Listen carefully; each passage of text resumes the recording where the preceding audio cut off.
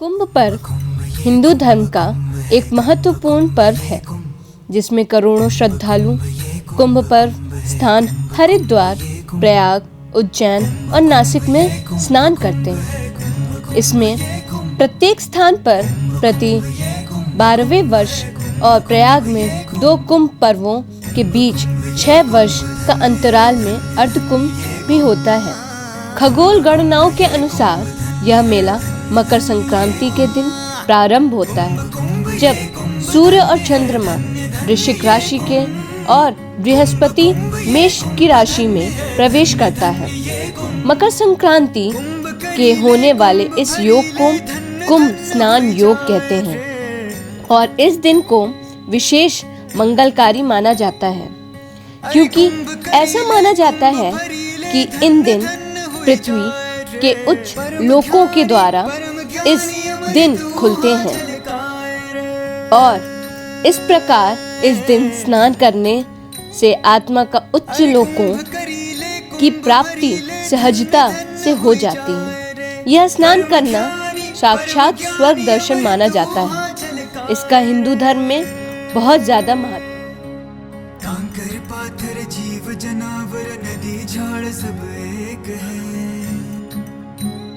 हो कंकर पाथर जीव जनावर नदी झाड़ सब एक है। बस है सभी में एक प्राण सुन अलग अलग बस रूप है। अर्धकुंभ शब्द का अर्थ होता है आधा। इसी कारण 12 वर्षों के अंतराल में आयोजित होने वाला पूर्ण कुंभ के बीच अर्थात पूर्ण कुंभ के 6 वर्ष के बाद अर्धकुंभ आयोजित होता है।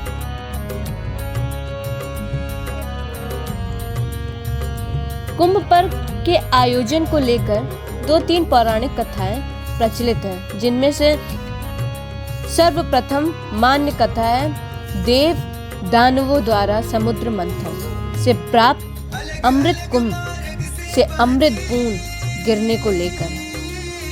इस कथा के अनुसार महर्षि दुर्वासा ने शाप के कारण जब इंद्र और अन्य देवता कमजोर हो गए तो दैत्यों ने देवताओं पर आक्रमण कर उनको परास्त कर दिया।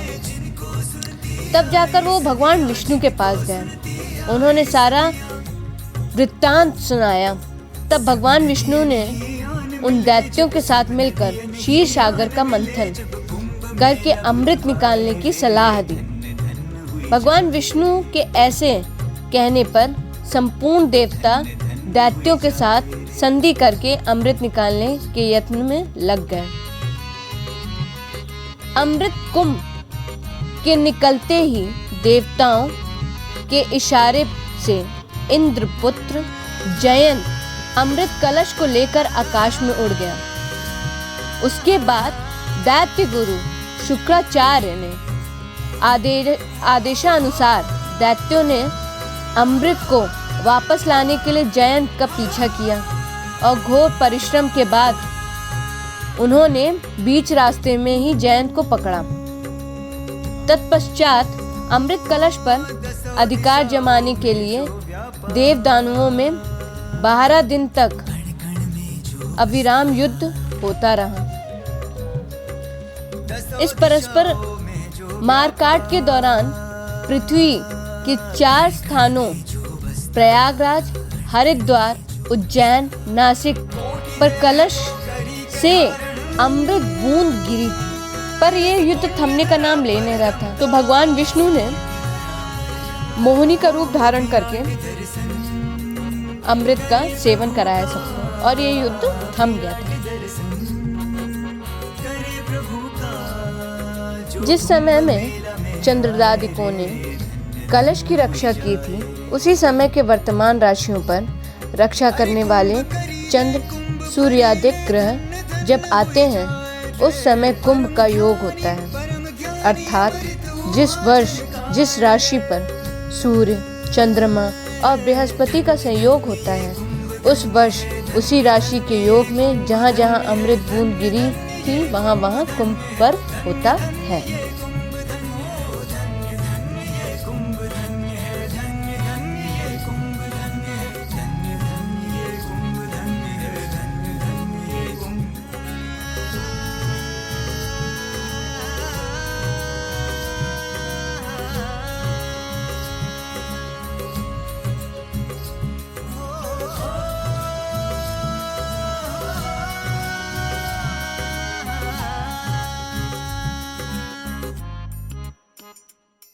है।